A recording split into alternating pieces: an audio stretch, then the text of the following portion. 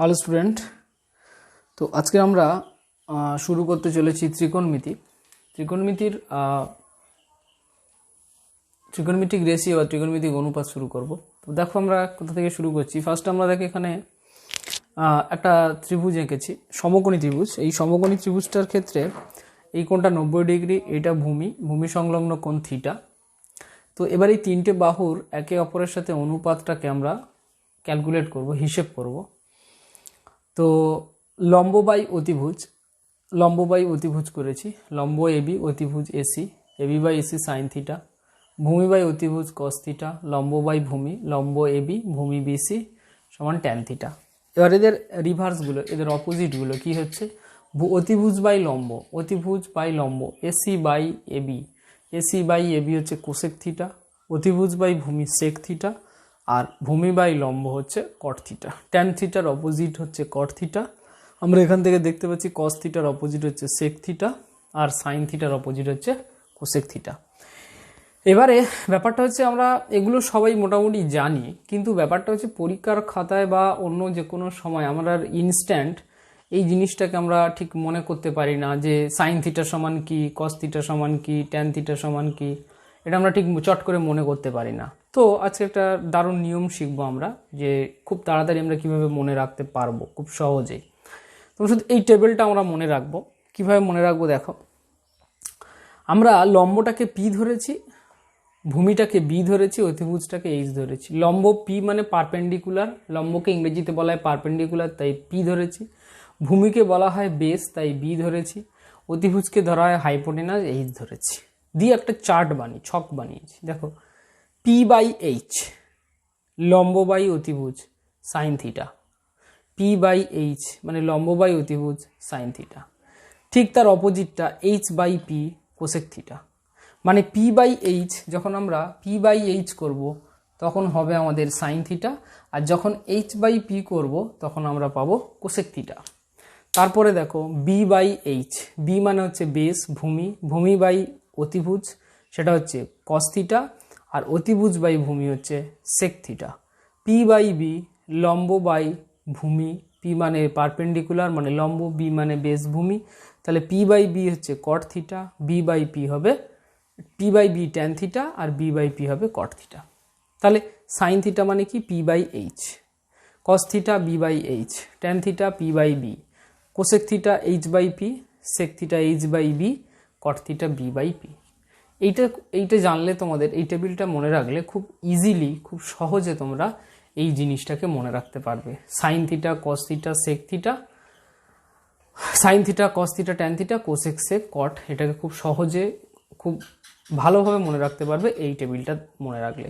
P by PH, BH, PB. আর PH হচ্ছে sine, BH হচ্ছে কস, ট্যান পিবি, এর উল্টোটা হবে এইচপি, এইচবি, বিপি। এই শুধু ফর্মুলাটা আমরা মনে রাখবো। এইটা মনে রাখলেই আমাদের মোটামুটি কাজ শেষ। এইটাকে আমরা খুব ভালো করে মনে রাখতে পারবো যে sign, cos, tan, cosec, sec, cot, এই পুরো বড় জিনিসটাকে আমরা ছোট্ট একটা জিস্ট করে মনে রাখতে পারবো। ঠিক আছে, চলো এরপর আমরা দেখবো এদের প্রত্যেকের মধ্যে রিলেশন। এই 6টা যে ত্রিগোণমিতিক অনুপাত আছে, এদের প্রত্যেকের মধ্যে প্রত্যেকের রিলেশনটা আমরা দেখে নেব।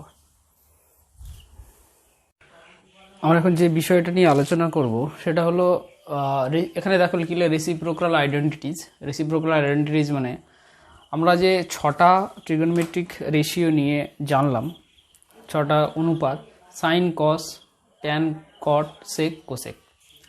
এখন ব্যাপার হচ্ছে একটা হেক্সাগন এঁকেছি, একটা ষড়ভুজ এঁকেছি, 6টা বাহু আছে। রেগুলার হেক্সাগন মানে এর প্রত্যেকটা বাহু সমান।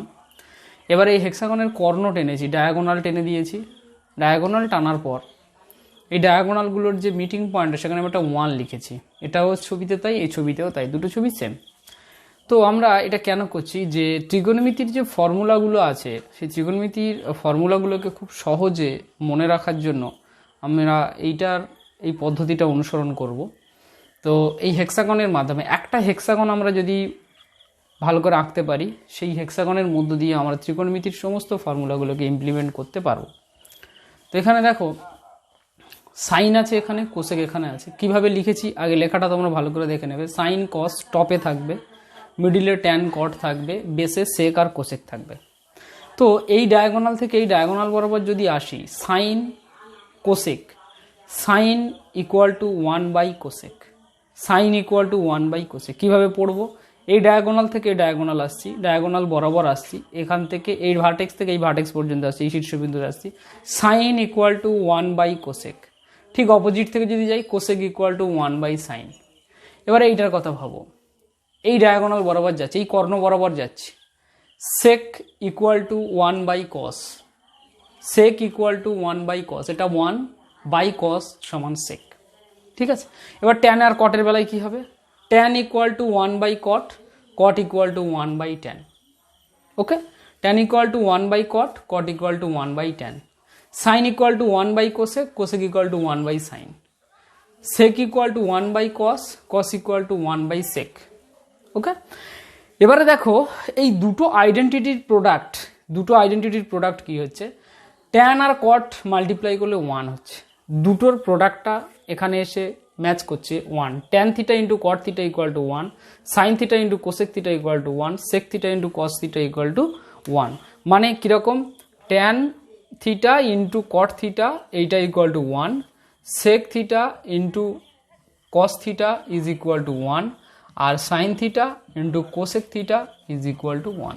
ওকে, তাহলে আমরা এইটা দিয়ে কি পেলাম? এই ষড়ভুজটা দিয়ে আমরা কি শিখলাম? Reciprocal identities. রেসিপ্রোকাল মানে সাইনটা অনন্যক কোসেক, ট্যানের অনন্যক কট, সেকের অনন্যক হচ্ছে কস। এইটাই আমরা শিখলাম, এদের মধ্যে রিলেশনগুলো শিখলাম কিভাবে একটা ষড়ভুজের মাধ্যমে। সেই ষড়ভুজটার ওপরে আছে সাইন কস, মিডিলে ট্যান কট, তলায় আছে সেক কোসেক। এবারে সেখান থেকে আমরা এই এদের মধ্যে রিলেশনগুলো তৈরি করলাম। ওকে, সাইন আর কোসেকের মাল্টিপ্লিকেশনটা 1, ট্যান কট 1, আর সেক কোসেকটাও 1। ওকে, সাইন সমান 1 কোসেক, কস সমান 1 সেক, ট্যান সমান 1 কট, অপোজিটটাও পসিবল। ওকে, এবার চলো আমরা এরপরে আরও রিলেশন আছে, আমরা এই ষড়ভুজ দিয়েই কিন্তু রিলেশনগুলোকে ইমপ্লিমেন্ট করব। চলো দেখা যাক কী হচ্ছে। এবারে যেটা তোমাদের শেখাবো সেটা হচ্ছে প্রোডাক্ট আইডেন্টিটিস। প্রোডাক্ট আইডেন্টিটিস মানে গুণফল। এক একজনের সাথে গুণ করলে গুণফলটা কেমন হবে সেটা একটাই হেক্সাগন যেটা ষড়ভুজ, এখান দিয়েই দেখাবো। দেখো এখানে দুটো অ্যারো দেওয়া আছে, এখান থেকে একটা অ্যারো উঠেছে, এখান থেকে একটা অ্যারো উঠেছে। আমি বলেছিলাম মাথায় থাকবে সাইন কস, মিডিলে থাকবে ট্যান কট, তলায় থাকবে সেক কোসেক। এখানে এর মানেটা হচ্ছে ট্যান আর কস এই দুটোকে গুণ করলে হচ্ছে সাইন। ট্যান আর কসটা এসে কোথায় মিল হয়েছে? সাইনে মিল হয়েছে, তাহলে ট্যানের সাথে কস গুণ করলে সাইন হবে। তারপরে দেখো লিখেছি কি ট্যান ইন্টু কস সাইন। এবার দেখো ট্যান আর কট, এদিক থেকে কট আসছে, এদিক থেকে ট্যান যাচ্ছে, দুজনকে গুণ করলে কত হবে? 1। এখানে লিখেছি ট্যান আর কট হচ্ছে 1। একটু আগে আমি বুঝিয়েছিলাম যে সাইন আর কোসেক, দেখো এদিক থেকে যদি সাইন যায় আর এদিক থেকে যদি সাইন আসে, এদিক থেকে যদি কোসেক যায়, দুজনের গুণ করলে 1 হবে। এদিক থেকে যদি কস আসে, এদিক থেকে যদি সেক যায়, দুজনের গুণফলটা 1 হবে। ডায়াগোনাল বরাবর আসবে, ডায়াগোনাল বরাবর মানে কর্ণ বরাবর আসবে। আর এখানে কি পেলাম? ট্যানের সাথে কস গুণ করলে সাইন হয়। এবারে তোমরা দেখো নিজেরা বাড়িতে দেখতে পারো, এটা কি কোনো অর্ডার আছে? না, কোনো অর্ডার নেই। যেমন সেকের সাথে সাইন গুণ করো, ট্যান পাবে। সেক আর সাইন গুণ করলে ট্যান পাবে। ট্যান আর কোসেক গুণ করলে সেক পাবে। সেক আর কট গুণ করলে কোসেক পাবে। কোসেক আর কস গুণ করলে কট পাবে। তোমরা বাড়িতে পরীক্ষা করে দেখতে পারো, এগুলো সব ওই ফর্মুলাটাকে মেনটেন করবে। এটাকে আমরা বলছি প্রোডাক্ট আইডেন্টিটিস, মানে এদের গুণফলগুলো কি দাঁড়াচ্ছে। প্রত্যেকটা ট্রিগোনোমেট্রিক যে আইডেন্টিটিস আছে, ত্রিকোণমিতিক যে অনুপাতগুলো আছে, sine cos tan cosec sec cot, এই 6টা, প্রত্যেকের সাথে প্রত্যেকের গুণফলটা কি হয় সেটা আমরা এখান থেকে দেখলাম। ট্যান কস সাইন এরকমভাবে পেলাম এখান থেকে। আর ডায়াগোনাল বরাবর এলে কসের সাথে সেক গুণ করলে 1, ট্যানের সাথে কট গুণ করলে 1, সাইনের সাথে কোসেক গুণ করলে 1। ঠিক আছে, চলো এরপর আমরা আরও দেখবো একটা চার্ট, এরকম চার্ট, সেখান থেকে আরও কি পাই আমরা দেখতে পাবো। দেখো এবার আমরা যেটা শিখছি সেটা হচ্ছে কোসেন্ট আইডেন্টিটিস। কোসেন্ট আইডেন্টিটিস মানে এদের একজনের সাথে আরেকজনের ভাগ করলে ভাগফলটা কি হচ্ছে সেই ভাগফলটা নিয়ে আমরা দেখব। কোসেন্ট আইডেন্টিটিস এখানে দেখো tan theta equal to sine theta by cos theta, tan equal to sine by cos. কোন দিক দিয়ে যাচ্ছি? অ্যারোটা এখান দিয়ে যাচ্ছে এই পর্যন্ত। এটা হচ্ছে কোন দিকে ঘুরছে? এটা ঘুরছে ক্লকওয়াইজ, আর ওটা হচ্ছে অ্যান্টি ক্লকওয়াইজ। ক্লকওয়াইজ গেলে কি হবে আর অ্যান্টি ক্লকওয়াইজ গেলে কি হবে? অ্যান্টি ক্লকওয়াইজ গেলে কি হচ্ছে? Cot theta equal to cos by sine. Cot এখান থেকে শুরু করছি, তাহলে এইটা সমান এইটা বাই এইটা। এখানে কি হচ্ছে? Tan theta equal to sine by cos. আমরা কিভাবে মনে রাখবো? দেখো, আগের হেক্সাগনের সাথে এই হেক্সাগনগুলো কিন্তু হুবহু একই, কোনো চেঞ্জেস নেই, শুধু আমার একটা হেক্সাগন দিয়ে কিন্তু কাজ হচ্ছে। এটা দুটো হেক্সাগন আমি এঁকেছি বোঝানোর জন্য, এখানে একটা হেক্সাগনের উপরে কাজ হবে। এই হেক্সাগনের উপরে যদি আমি অ্যান্টি ক্লকওয়াইজ যাই তাহলে কি হবে, আর অ্যান্টি ক্লকওয়াইজ যাই কি হবে? যদি ক্লকওয়াইজ যাই তাহলে tan theta equal to sine theta by cos theta, আর যদি অ্যান্টি ক্লকওয়াইজ আসি cot theta equal to cos theta by sine theta.